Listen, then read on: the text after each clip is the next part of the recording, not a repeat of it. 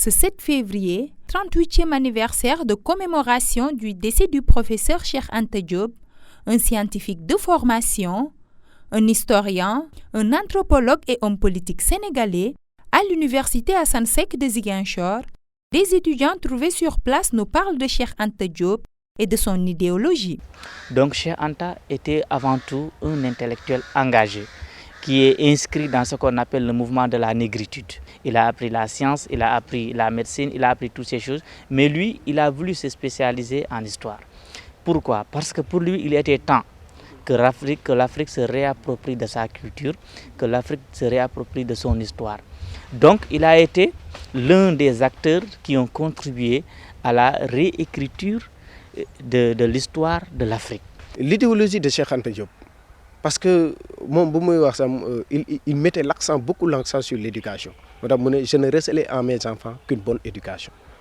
Parce que pour moi, il ajoute que la fraternisation sincère entre les États ne sera réelle que si chaque peuple ne sera mettre l'accent sur l'éducation. Donc l'éducation est la clé de voûte du développement de l'Afrique.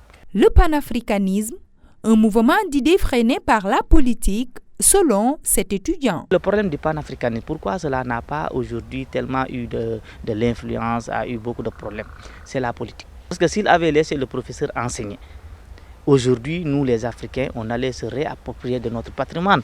Son panafricanisme aujourd'hui est la plupart méconnu parce qu'il y a ce qu'on appelle la négligence intellectuelle. Cette négligence, c'est quoi? Si par exemple les professeurs, surtout les professeurs d'histoire, ont l'habitude à chaque fois de nous parler, de nous donner des exemples sur Cheikh Anta, un petit fait sur chaque leçon, aujourd'hui nous allons plus connaître Cheikh Anta. L'idéologie de Cheikh Anta Diop reste jusque-là méconnue du grand public, les autorités pointaient du doigt. En tout cas, c'est aux autorités compétentes d'en prendre en charge. Mais ce qu'on note aujourd'hui, parce que depuis l'époque de Senghor, Cheikh Anta Diop a soutenu sa thèse en 1960. Le jury il a posé la question de savoir, après l'obtention du doctorat en S-lettres, que comptez-vous faire?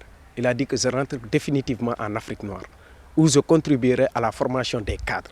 Puisqu'il a contribué au développement de l'Afrique et de l'humanité et que ses connaissances ont servi au monde entier, le professeur Cheikh Anta Diop mériterait plus de considération pour une meilleure compréhension de vision de l'Afrique et le reste du monde.